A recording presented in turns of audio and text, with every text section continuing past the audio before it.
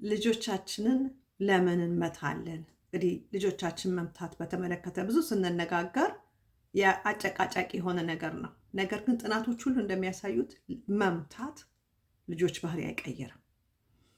ብዙ ጊዜ ልጄን በቃ በጣም ያስቸግረኛል፣ መተዋለሁ ግን ምንም ባህሪው አልስተካከላለኝ እንላለን እና አንድን ነገር ሞክረን ለውጥ ሳናይ ስንቀር ያ ነገር አይሰራም ማለት ነው።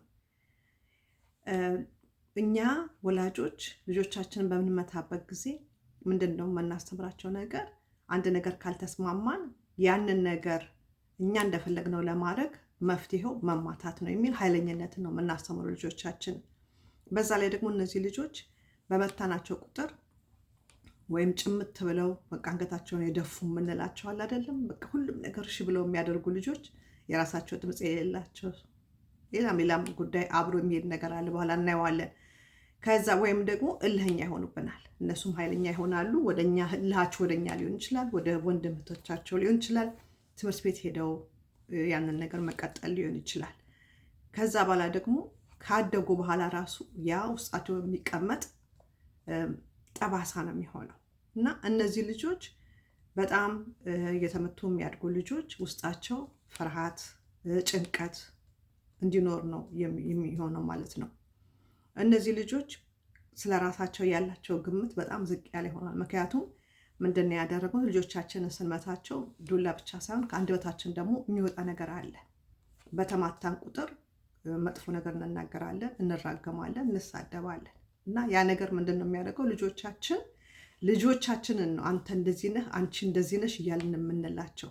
ስለዚህ ምንድን ነው የምናደርገው? ልጆቻችንና ስህተታቸውን ደባልቀን ልጆቻችንን ነው የምንናገረው እና ልጆቻችን ያረከው ልክ አይደለም፣ ያረግሹ ልክ አይደለም ሳይሆን አንቺ አስቸጋሪ ነሽ፣ አንቺ መጥፎ ነሽ፣ ሌላም ነገር እንላለን ማለት ነው። ያኔ ልጆቹ ለካስ እኔ እንደዚህ ነኝ፣ እኔ ዋጋ የለኝም ያላቸው ስንመታቸው የምንናገራቸው አካላቸው ላይ የምናመጣው ጉዳት ብቻ ሳይሆን የምንናገረውም አንድ ላይ ሆኖ እነሱ ማንነታቸው ስለ ራሳቸው ያላቸው ግምት ዝቅ እንድል ያደርገዋል። ያ ደግሞ እያደጉ ሲመጡ የኛ ድምፅ የኛ የተናገርናቸው ነገሮች ሁሉ የውስጥ ድምፃቸው ይሆናሉ። ስለዚህ ሰው ፊት ሲቀርቡ እነዚህ እኔ ዋጋ የለኝም፣ እኔ እንደዚህ ነኝ የሚለውን ነገር ውስጣቸው ስላስገቡት ማንነታቸውን እዛ ላይ ይሰራሉ ማለት ነው። ስለዚህ ለመጨነቅ ለመረበሽ በጣም ዝግጁ የሆኑ ልጆች ነው የምናሳድገው።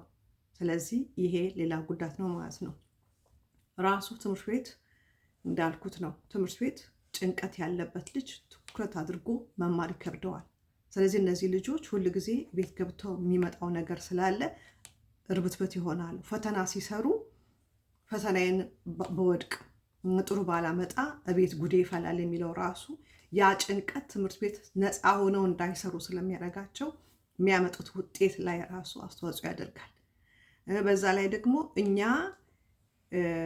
በጣም ኃይለኛ ከመሆናችን ከጩኸታችን ከዱላችን የተነሳ አንገት የደፉ ልጆች ናቸው ተብሎ ድሮ መመሰገን የነበረው አንገት መድፋት ማለት ልጅን ድምፅ ማሳጣት እንደሆነ አናቅም። እንደዚህ አድርገን ልጆቻችንን አንቀጥቅጠን እየመታን ስናሳድጋቸው ልጆቹ የራሳቸው ድምፅ የላቸውም። ብዙ ጊዜ የምንላለን እኔ በራሱ የሚተማመን ልጅ ነው የምፈልገው፣ እንዴት አድርገን ልጆቻችን ስለ ራሳቸው ያላቸው ግምት ከፍ እንዲል እናሳድግ ብለን ብዙ ጥያቄ እንጠይቃለን። ነገር ግን እኛ እኮ ቤት አድቀን እንልካቸዋለን። ትምህርት ቤት ሲሄዱ ቀልጠፍ ብለው እጃቸውን አንስተው መመለስ አይችሉም ልጆቻችን። ምክንያቱም ብሳሳትስ የሚለው ምክንያቱም መሳሳት ቤት ውስጥ የተፈቀደ ነገር አይደለም። የተሳሳተ ልጅ ቅጣት ይጠብቀዋል። ስለዚህ ልጆቹ ያንን ድፍረት ያጣሉ። ትምህርት ቤት ሲሄዱ ራሱ የሚመርጡት ትምህርት በቀላሉ ጥሩ ውጤት የሚገኝበት ለምን አለበለዚያ በወድቅስ? እንግዲህ ከታች የጀመርነው ነገር ልጆቻችን ወደፊታቸው ድረስ ነው የሚደርሰው ማለት ነው። ስለዚህ ያ በጣም ወሳኝ ነገር ነው። ራሱ ጓደኝነት ጋር ሲገቡ እነዚህ ተመቶ ያደጉ ልጆች ሴት ልጅም ከባሏ ጋር ቢሆን ነገር ቢያጋጫት እና በዛ የአካል ጉዳት ቢደርስባት ወይም ዱላ ቢመጣ ያንን ነገር ይገባኛል የሚለውን ነገር አርጋ ነው። ምክንያቱም ድሮ ራሱ መጥፎ ነች ተብላ ያደገች ልጅ ያንን ነገር መቀበል አለበት ማለት ነው። ሰው ማመን ትፈራለች። ወንድ ልጃችንም እንደዛ ያንን ነገር ከባድ ነገር ሲመጣ ቀጥታ የሚታየው ምንድን ነው ማድረግ ያለብኝ አሁን ነው። ስለዚህ ይሄ ልጆቻችን ላይ የምናስቀምጠው እጃችንን ልጆቻችን ላይ የምንጥለው ነገር በትንሽነታቸው ጸባያቸውን ለማስተካከል የምንለው ካለፈ በኋላ ራሱ አድገው ራሱ የሚያመጣው ችግር እንዳለ መርሳት የለብንም። በዛ ላይ ደግሞ ልጆቻችንና እኛ መሀል ራሱ ያለውን ቁርኝት ያበላሸዋል። ምክንያቱም እነዚህ ልጆች እኛ በመታናቸው ቁጥርና ባሸሸናቸው ቁጥር ስለራሳቸው ያላቸውን ግምት በሸረሸርነው ቁጥር አንድ ነገር ራሱ መጥተው ተቸገርን፣ ሆንን፣ እንደዚህ ሆነብን ብለው ለመናገር አቅም የላቸውም። አቅም ወደኛ ለመናገር አቅም ከሌላቸው ሌላ ቦታ ሄደው ነው ያንን ነገር ሌላ ሰው የሚያካፍሉት። እኛ ጋር መጥተው እንዲሆንኩ ብለው ብሉን እና እኛ ልጆቹን ማዳመጥ የምንችል ወላጅ ብንሆን ችግሩን አብረን እንፈታው ነበር። ልጆቻችን ግን ያንን ስለማያገኙ ሌላ ቦታ ይሄዳሉ።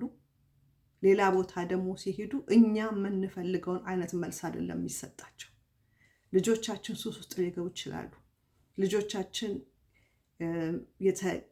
ሌላ ችግር ውስጥ ሊገቡ ይችላሉ። ሴቶች ልጆቻችን መጀመሪያ ላይ ወደድኩሽ ያላት ልጅ ጋር ልትሄድ ትችላለች። ከዛ ሌላ ያልተፈለገ እርግዝና ውስጥ ሊገባ ይችላል። ብዙ ነገር አለ። ቤት ውስጥ የምናደርገው ነገር በጣም ወሳኝ ነው። ልጆቻችን ስለተመቱ አይደለም ስርዓት የሚኖራቸው። ልጆቻችን ጋር ጥሩ አግባብ ስላለን ከልጆቻችን ጋር በርህራሄና በፍቅር ስለምናያቸው ቤታችን ውስጥ ሕግና ደንብ አድርገን ስላሳደግናቸው ነው ልጆቻችን ስርዓት የሚኖራቸው እንጂ ስለመታናቸው አይደለም። ስለዚህ ልጅ ዱላ ያስፈልገዋል፣ ልጅ መመታት ያስፈልገዋል ብለን የምንለው ነገር እኛ ስለተናደድን እልሃችንን መወጣ ነው እንጂ ልጆቻችንን ከባህሪያቸው ለመመለስ አይደለም። መለስ ብለን ሁላችንም ብናስብ ልጄን የምመታው ሲያናድደኝ ነው። ለምን? በቃ ጭንቅላቴን ያዞሯል። ጠዋት አረገው በቃ እረጋጋለሁኝ። ያ ነው ዓላማችን። ልጆቻችንን ባህሪያቸውን ማስተካከል ሳይሆን ያንን ራሳችንን የተናደድነው እልሃችንን መወጫ። ዱላ ደግሞ ከአንድ ይጀምራል። ልክ እንደ ሱስ ነው። ዛሬ በአንድ ነገር እንጀምራለን፣ ነገ አንዱ ነገር አይጠቅመንም፣ ሁለት እናደርገዋለን፣ ከነገ ወዲያ እንጨምራለን። ከዛ በኋላ በእጃችን መምታት ስለሚያመን ሌላ ነገር መጠቀም እንጀምራለን። ስለዚህ ይሄ ነገር እልህ ውስጥ እልሃችንን መወጫ ስለሆነ እኛ የምንልለት ዓላማ ራሱ አያሳካም። ስለዚህ ልጆቻችን እጃችንን ከማንሳታችን በፊት ቤቴ ውስጥ ሕግና ደንብ አለ ወይ? ልጆቼን በሚገባ እከታተላለሁ ወይ? ከልጆቼ ጋር ጥሩ ግንኙነት አለኝ ወይ? ምክንያቱም ጥሩ ግንኙነት ከልጆቻችን ጋር ካለን እነሱን ለማስተካከል ብቃት ይኖረናል ማለት ነው። ስለዚህ እባካችሁ ወላጆች ሁላችንም ልጆቻችንን መምታት መፍትሄ እንዳልሆነ እንድናስበው ብዬ ነው ይህን ቪዲዮ ያደረግኩት። ከቻላችሁ ሼር አድርጉት፣ ሌሎች ቤተሰቦችም እንዲዳረስ። አመሰግናለሁ።